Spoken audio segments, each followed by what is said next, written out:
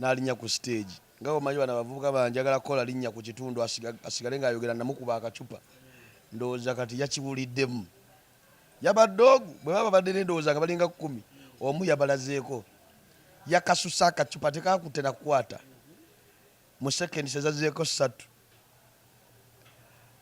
nga nti asigundi neve siro gimanyi nga yatuusewo dda tebakubuuza kitwale nti bakasuse bbomu oli Promax naawe kansubire ebitambulira ddala bulungi nnyo abali gye muli bitambulira biti eyo tuli ku H&M wano eno Makindye kyekibuga mwe tuli London tugenda muleeta mukaddako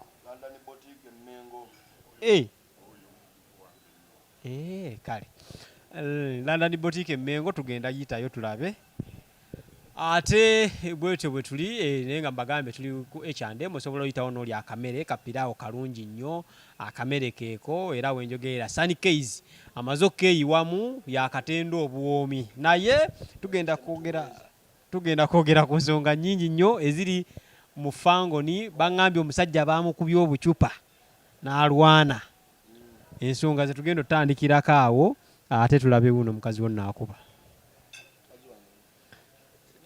ndi ku H&M wano H&M manju H&M ndi wano n'omwami wo okay jangu mu kaseera kano kennyini tugenda tutandikirawo ku nsonga za Alien Skin kyekyabadde emubende ekituufu ate lwaki tubaweeza onsanze n'emirembe gyange mu kamere kange vice president wa Fangon kitegeeza ofiisi eba ekola ssaawa 24 nkyegaana tulina obbanoonyako weegaana ovunaanyizibwa sobola bwegaana mulamwa akituukira ku mulamwa Alien Skin ki ekyamutuuseeko emubende gwe walabye ki ekyamutuuseeko bamukubye obucupa kalino tuli mu mention kunoonya oyo mwana yatemye ebyo biwaaka ebyekisirusiru baagasenga teyo video naawe nedda ssebo sooka otunnyonnyole kyali kitya ekivulu kyaliwa kyali kitya kati omukulu yatuuka nga bw'obimanyidde kati oli mulala mutakyali wa bulijjo yatuuka ne bakuba nthemu okitegeera bw'atuuka n'alinnya ku stage nga omanyi bano abavubuka banjagala kola linnya ku kitundu asigale ng'ayogera namukuba akacupa ndowooza kati yakibuliddemu yabadde ogu bwe baba badde n'endowooza nga balinga 10 omu yabalazeeko yakasusa akacupa tekakutte nakukwata mu sekendi sezazeeko 3 nga nti asigundi neve siro gimanyi nga yatuusewo dda tebakubuuza kitwale nti bakasuse bbomu oli Promax naawe ekibuuzaawo ekiddawo bagamba obucupa bwabadde bungi bungi ku saidi yaabwe buli omu ayogere kyayagala kusinziira ku ntegeera ye ani abadde ategese ekivulu promota oba muyita promota ani bannange linnya linvudde mu mutwe masiko Alien Sigo yakubaako ku kalende emabegako anti tugambye ffe tuli Promax fe baliko kati amasannyalaze ate ffe wali kati otuwadde essente ate tugaana okujja zikola obucupa nga twalaye bungi ku stage anti mwalabye bungi obucupa bwe mwalabye obungi mwalabyemu Alien yabuyimiriddemu oba mwalabye obucupa nga stage nkalu nga babwagamba mbu kati balongoosa bali mu longoosa waddayi embezo video nkadde ebbanga lyomaze mu mawulire ebbanga lyomaze ng'otemaatema abantu basibako emitwe gy'embuzi baliisengo tosobola laba kantu ako bagayo kiba babadde bungi nange nalayo masiko ng'abulimu ng'ate ye yabadde yamutegesi nemmanya nti kyaba katulabula bannayuganda bambi mukoze nnyo effujjo nga mukuba abantu obucupa naye bw'oba owulira nga balanze Alien nga toyagala kumulaba tosasula kubanga ekinyegenyege kijja kukwata in case nebona akasuka kasaanikira ne kakoma maaso ga stage okitegeera mumunoonyeeko yakakasuse tetuli mu kwewaana mbu sima twamuyisiza bwe biki singa yabadde Ccupa nga yabumba nemukwata ye yandibadde aliriddawa kyeyandibaddeko naffe kye twatusiza ku oli lwaki mutwalira amateeka mu ngalo ye lwaki yabadde atwalira agage mu ngalo awo wetuli byampankuwe ate oba byatuuse lwaki omuntu bwakuba tomuwa lwaki bolaba owa boda nga n'owa taxi bali mu jjaamu owa taxi n'akasuka ekiwemulo n'owa boda amuddiza kiwemulo okitegedde kakati wabadde yagala tumusiiga ebizigo taata lwaki otukubye akacupa omuntu wamu ku 10 mwandi mukutte ne mubwaba obuyinza era twabawadde ba buyinza sirugundi ne vesiru yayigenzeeyo walabyeko alien ng'agenzeeyo udindako walabyeko buloga wa Fangon ng'agenzeeyo era bekikwatako ne vesiru bwe yatuuseewo nekola nga bweyina okukola mwanyumiriza mu kutyoboola eddembe ly'obuntu liriwa lye twatyobodde omusajja mwamukubye kati ali ku kitanda anti ye yabadde yenyumiriza mu kutyoboola eddembe ly'omuntu kigambibwa nti yabadde takakuba alien wabula abaddewo ababadde bayimiridde mu maaso nga bagamba muveeyo ndaba omuyimbi wange paka ku stage kale kakayisewo ne kagenda ku stage era kye kyamukubiza olulala takasukanga nnyo olulala atirisi asemberanga Uganda tujja olaba ndibagaba bali baggume tujja batereza mpola kino omuntu omulala asobola okuddamu nateeka alien emubende n'agenda ku kyemwatuuziza ku mutuuzi ewaabwe yeddi Friday tulinde waliwo awo oba golodi mu golodi awo tuddayo ate bagenda kukolaki tebagenda betekera babakube nze kugambye nti kati tulabe olaba bwe tuba tugenda ewantu bwe tuba tugenda ewantu ate mukwate olwaki mukakukwata amasimu halo kale kajindeetere andi nkugambye mbadde mu interview kati ate badde mu tikeki sanasategede nandimwadde enkota y'ettooke n'enkoko gokwata biki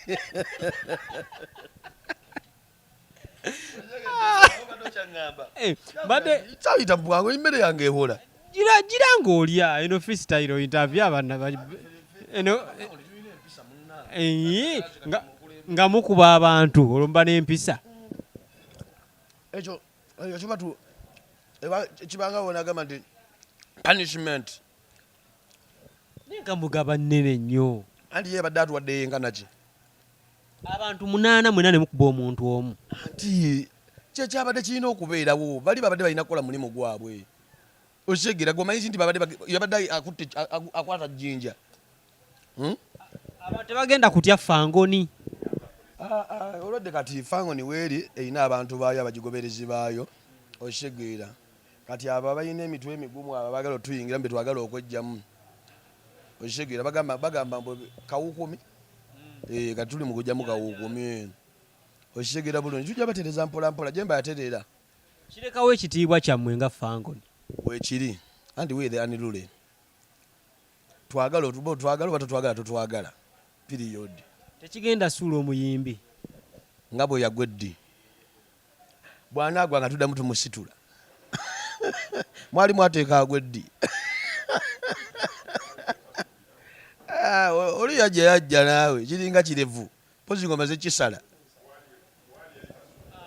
alien skin abantu abasinga bamutegeerera ku buvuyo era kino kye mwakoze tekikola justification y'ekintu ekyo nti ddala wa buvuyo gwe ddi wali omulabye mu buvuyo kyenjagala kyombuuza nnyo ekibuuzo ekyo ddi wali omulabye mu buvuyo ati abantu bagamba yasigadde ku stage ng'ayimba okitegeera abalina okukola ogwo mulimu ne bakkirira Ivan tukubamu akafaananyi eyo gyokolera mu kkooti kale singa olaba ng'olutalo lutandise nga gwe baloopa abuuse mu kaguli agenda kugwa mu bulago bwani bw'omulamuzi ate ng'ebiseera ebisinga gwokolako osigala ku kamera oba osooka n'odduka n'otaasa weebale kati ddamu ombozi mwataasizza nti bubi mwandibadde mutaasa ne mutwalira poliisi oba babbaawo nsabe kikwatako naye mmwe ne mukuba omusajja okizula ku kyalo nti embwa yagudde eddalu bwe mugenda ogikwata ogiweeweta buweeweesa oba osooka gikuba yabadde agudde eddalu kitegedde abantu batandise okweraliikirira ejje lya Fangon nti era we lijja ku kitundu abantu beeraliikirira kambwemu olaba naffe bennyini abalitwala tulitya kambwemu era bwe likuyita bwe litikalizola bamanyi okumpita n'obagamba kati meeting tukulitira yibula nzija kino abafa bannanyini gye tulitya olwo mwe abatalimanyi tubasaasira. kano sikabadi bagamba mwaba mupaledinze ate tukole bwe tuti tuleme kubeera ku side oba ki oba biki oba biki. twagala abantu bamanye ekituufu. bagamba amazima bw'oba omuntu tomwagala togenda tolina nayadde we bamutegese osegiira kuba kati yabadde akasukira kyakacupa twebuuzeemu ng'abantu abakulu ate ng'ali mabega ate nga muntu mukulu osegiira era abasosogeno mulambula wabalabye nze byesaagala kwogerako. ekyo kifaananyi kikadde era twagala tukwebuuza ani yakitaddeyo n'ateeka kuba Sauda Madada tukimanyi ffenna mulwadde era ali mu ddwaliro mulwadde kati ekifaananyi kikadde ani yatambuzza ka vidiyo k'obucupa gwe bwoyita obukadde gwokalabiddewa tulowooze nti nno abalabe bammwe baasituse. tetulina balabe naawe ngoba olya nga oli mulabe waffe va mu Uganda kati Uganda yonna yaba Fangon kati bwota oli mu Fangon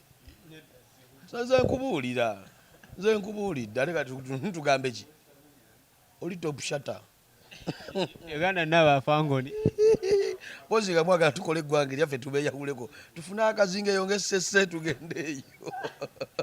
Uganda naba Fangon senga gundi abantu babulawo okuyimirira nkokyo festival kasita waliyo tewaliyo awe wayimirira wasambirawo n'omupiira naye ekintu kino tekigenda kweraliikiriza abantu abajja mu bivulu byammwe ekiriwa kivulu kyabadde kyaffe kale walaba kavuyo ki ku gundi ku nkwakyo yogera amazima ate nga kyekyali ekyaffe ate nga twali free okukola kyonna kyetwagala okisegiira kaba kamanyiiro omuntu yetaddemu obudde bwe na buli kimu nazze ewammwe emubende ate gwe okwata olucupa lwo lw'ebitaano olina kunywa buzibu bwa bitaano okuba omuntu nga wayengiridde 5,000 aisaroba yabadde wabwereera oyo yeyasibye ekikaali bantu kumanya tujja bajjamu akatwewungu olowooza lwaki yakoze ekintu ekyo yamanyi kati yandowooza akitegedde ajja kitunnyonnyola naye zoba yabadde takimanyi naye kati yakitegeddeko sirapu kapa. embeera bwetu byabaddeemu naye musooka weetondera abantu b'emubende. sijja beetondera ate twabakoze ki batukoze ki twakubye mubende yonna mwakubye omutuuze waabwe nabo bakiraba era nabo bakitegeera era ne bwegamba sijja kwetonda bajja kugamba musajja mutuufu omusajja gwe mwakubye ayina abaana ayina omukyala kale kati omuntu kale tugeze oyina mwana w'obuwala mwana w'omuwalawo nenze ne mufunisa olubuto litupalapalanya tulugjemu n'afa ng'otula mukama yagamba mala gasonyiwa nga nawe ova mpozi nga muwalawo badde tomwagala ng'ova mubango gamba nsaba famire y'omulenzi ensonyiwe kuba obulungi bwa Fangon n'abantu begira wandi mubende tubeetondera baba talina buzibu naye batulinako obuzibu tetusobola beetondera. embeera bwe tubeyadde mubende musajja apalapalanyiza naye kale tugenderaawo gwe kitwale nti mpalapalanyiza naye nga amazima geego tudde ku mobuzi kituufu kyali kiti ekyali ku mobuzi kigambibwa nti omusajja bamutwala talinnya bandi tututa tukola ki ebivumo nga byali bingi bye bavuma omuyimbi anti ate mobuzi babiteekamu ate embeera mbuuza lwaki tosobola kuleeta top shata top 10 n'omuyimiza omusedakika 3 mb'okima ssente okitegeera yewaddeyo omanyiyo kyemumanyiko kiri kimu ayagala abavubuka nedda awo awantu yagendawo tebatamuwa yadde 10 okitegeera kati azaalinze mbusente bakyazireeta busawundi bwammwe bwe bubofu wabulaba okitegeera ate mutandise kumanyira bumanyiizi bw'obeera ggwe okubeera nti nno olwedi yali alinnya ku stage kigambibwa mbu yalinnya ku stage n'ayimbayo oluyimba lumu yalinnya ku stage teyasembera nawali show yali mu parking abagamba nti yalinnya ku stage bayonoonyeza byabwe ndagaayo omu mbuuliraayo omu ayagala mukuba tabuseemu nno tuli baguno 224 kirala Wabeera nga yali ayimbiddewo obwereere. Lwaki era teyayimbye? Si buli kaseera tugenda kugaba nawe free services. Okitegeera twabawamu ogwasooka. Mugenda kafuula kamanyiiro. Era twaze tumanyi tulina bakyali baffe nti katutuuka awo mutuoke tukole. Ayi tutuusa muyimiriza omukulu dakiika 2 3. Okitegeera mugambye yimba nga sente bwe zijjaani. Akyali apo kamingi. Mwene embeera ani anenyezebwa? Hataani gwe kali bwe nkunnyonnyodde ani anenyezebwa. Ye yakola nsobyo okugendawo. N'akola nsobyo okulinda. Olowooza tino teyandi baabana tebategeera kyali kigenda mu maaso. Neyakwata vidiyo yali tamanyi kigenda mu maaso. Bo balowooza alien yagana kuyimba. Kyovula bwe yali akutte vidiyo yayogera ebyekisiru. Genda twakoowa biki biki nga tamanyi kyaliwo. Kati singa tukyuka tutyo sirapu n'emukwata ani anenyezebwa. Tulekerawo okuteeka ennyindo yaffe we tutamanyi bintu bibadde bitya. Okitegeera. Olaba omuntu atambula agenda azze. Sigamba mbu bamukubidde essimu ng'azifuula bize n'atajja. Ajjidde mu budde bwe mwamugamba. Mumwongeddemu eddakiika 3 alinze ssente zijje. Ate nga mujja mumanyira mbu sooka oyimbe nga bwe zijja. Kivulu nti muli musolooza muli mu booking. Badde baagala kumubba. Kamanyiiro. Abaana ba kubuzi. Mubuzi. Yemanyi. Gye nasomera. Tulina kumanyirwa naawe. Be bamanyi. Kubuzi. Abaana baagala alien skin abeetondere. Tajja. Tajja. Bali be bawagizi be. Tajja.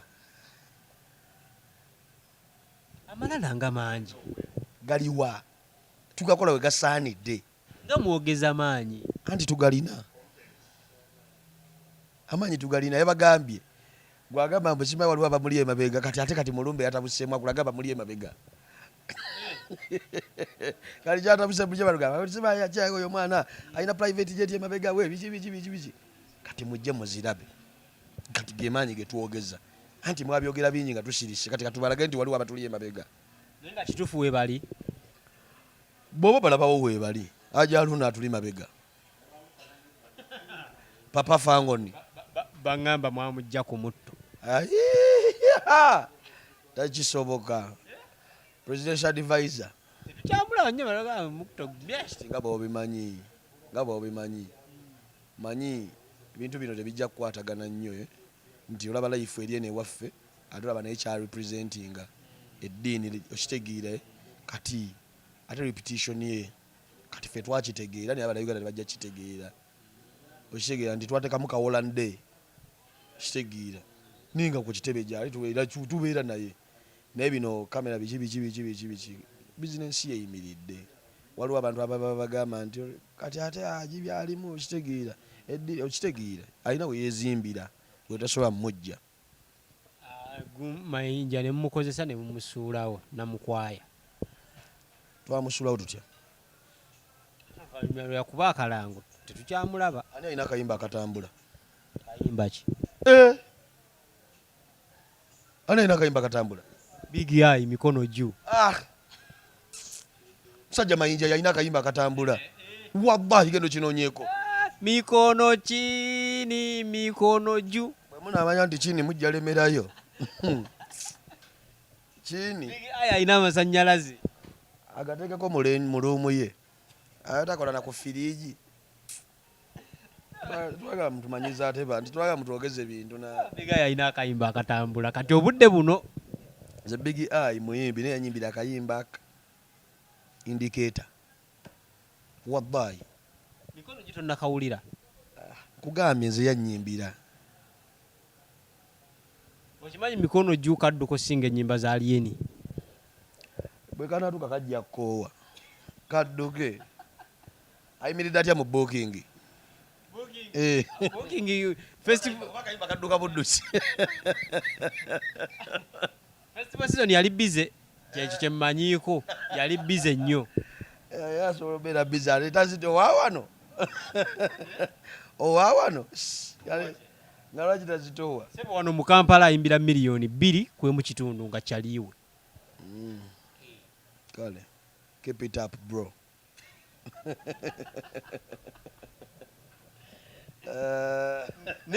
Namwe mbeereyo ku Fangon akaliro ka Big Eye mukawulira. Akaliro kati tumumbaliramu maya ku Fangon. Wetubeera ku Fangon ebintu birala gyo byetutekako ebirowoozo. Omukulu alina byalowooza biyitirivu. Kale nga tuta ku mikono gyu mikono kindi. Akayimba kasaze Uganda wonna kali Tanzania Kenya. Kagenda nno nakuyitawo nera kajja mmala kadde. Fanti akafa kakadde wakalabye kye kakola. Pate ani abadde akaziniramu. Nakalabye e Rwanda. Ne si photoshoot. Ngani akalimu. Samwetegereza. Nga badansa bali ku stage ku screen balagaani. Tebyabadde bijinge. Anti ne Rwanda tujingirirayo. Tulinayo babbologa. Katujinge. Mikono gyacu atuse wa Tanzania. Mikono gyali Tanzania ali e Rwanda ayingira eri Malawi. Tonnamanya ne Zanzibar atuuka. Ne speed gyanazza. Nga leba kyamusala na musala. Omukulu yaŋŋambye kati obusimu buwera era awo mugundi awo mu Valentine awo. Booking zimuyinza obutamulako wane Uganda. Abagala nagenda bayimbira mikono gyu.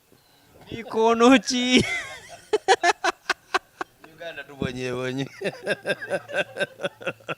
Nenga banayigala jagalo bagamba SM Tours and Travel weri okutwalako mu nsi za Europe ne Schengen eyo kitegeera abagala ogende Dubai tetulinayo mirimu just tubatwala ne mulambula tusangibwa ku July Complex Plaza bw'otuuka osobola tukubira tunoonyako osobola tunoonyako ku website yaffe www.smptoursandtravel.ug.com kitegeera tugamba tulina Eastern Summer Holiday jangu applying ogende Canada ogende UK abagala na mubategekedde ka package konna weri anti eyo gye gambye East Summer Holiday bajje balambuleko naffe bambi kale agala bisinga wasobola kunoonyako ne munyonnyola awo bwe bitambula namba y'essimu kanji basomere nga bw'onoonye ennamba y'essimu gwe wenna ogenda mu SMP Tour Tours and Travel namba erina oti 759 793 767 neranda ni boutique awe Mengo sajja kyasinza obba n'omuvumba first class agujja UK opposite Masengere nga we boutique eri awo wakyemmanga wa Masengere olaba ng'ova eno mu mbiriizi olaba ng'okkiye Mengo eri wansi lungu biki kati bwo branchinga bwoti ku Masengere waaw manyiwo musajja wange eranye musajja wange Yusufu bali luno ali bona agenda olyasigala kyeki muze jaketi za singa zonna nzijeyo mobi na muliro alina amasuuti talina kyatalina oli abulako bana abantu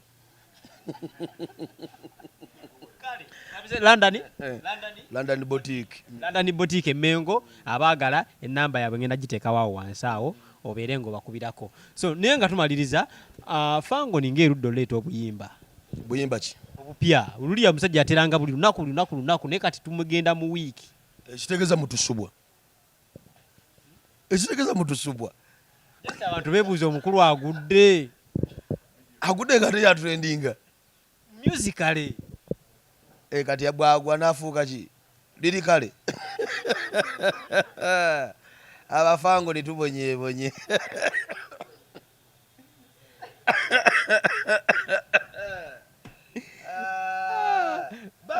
kati abaana bafango nibagenda kunvuma nkola mulimu gwange tebasobola kuvuma abaana bafangoni waliwo omwana bamwita liita wa Alien Skin waliwo Treasure manya Treasure waliwo Agi waliwo Alima waliwo omweru ayesiba akakaaya bane mukambo ate gwe bayita Miss ali UK jajja wa Fangoni oyo bless touch nigwe njala kubazako ku bantu ku bachali bange bali diaspora sijja gamansi bali mu nsi zino 3 UK USA Canada tutera waliwo mukutu gwe tugira gwe tukunganira awo baguyita Blick family sijja kumenya manya nemwe nabagoberako mbaagala nnyo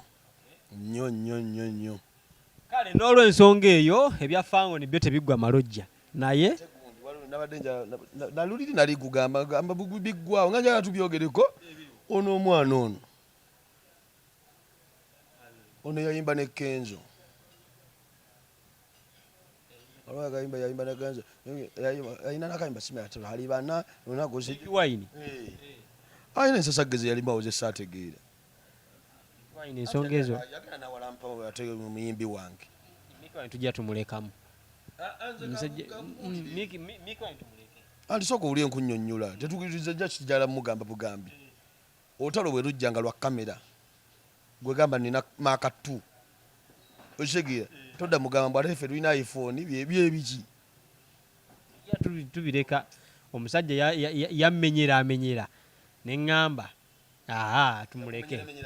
tumuleke mubeere bulungi mweraba London Boutique buterevu ndina omukulu wa London Boutique wali emengo opposite Masengere obeeranga akkirira awo emengo ku kakeeka ku katale nowetamu katini nnyo ako Uhuru awali Uhuru restaurant siweewo amanya aka London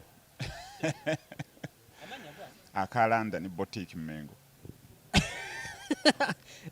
boutique bagita batya London Boutique kati yegwe aka London Boutique kati mu kibuga munoonoonya Boss Augustine tomulaba naye bw'oyogera London international wide lwaki London brand nze ndi brand business brand erinnya likujjalira lijjalita n'ogamba kanjituume London ndeeta engoye okuva e London enkozeseeko n'empyatuko abantu babuulire bizinensi ate tutandikira abatuuliza abandaba mwebale nnyo kumpagira mwebale kuwagira London Boutique mwebale kwambala ku Christmas mwayambadde nange neŋŋamba bannaaye munjagala yesebo era mwebale kuyita mwaka mupya mukadde ate n'okuyingira omupya era twetegese okubategekera Valentine kubaleetera bugoye bwa outing bwa beach muyiteeyo ku London Boutique mugule ebintu tukola deliverance omuntu abeera akagala nga ali kusala amaloodi akuba bukubi simu yokka 0773166278 WhatsApp nga bikutuukako mu budde olina omutimbagano oba kwasobola okugenda n'agamba nti kano kennonze yes ku status ya 0773166278 TikTok London Boutique Mengo onfuna wonna iye London Boutique Mengo mufollowing ku TikTok akuba ku simu ojagambye ogenda beera nga ate Valentine yo ogiyitamu ne baby wo nga anyumye nga ate naawe onyumye waliwo abambala ebintu nga nenjagala nyambala akatuntu kafaanagana n'aka baby wange bakiyita branding customized obuli customized ne bwe tuwandiikako erinnya lyo so diteekako nti nakirijja byonna ne mbiteekako ate gwe ne nkuyita gaalo oli ne muyita boy ya slaying 2024 tugenda kunyumirwa nnyo omwaka guno obubaka obusembayo tumira mikwano gyange baneiba Bombokers Boutique Signature BBS FM Sparker TV Omutoolo and his crew mwetuli bonna bantu bange mbatumidde nnyo Red Morning Saloon Emengo mbatumidde mbaagala nnyo amina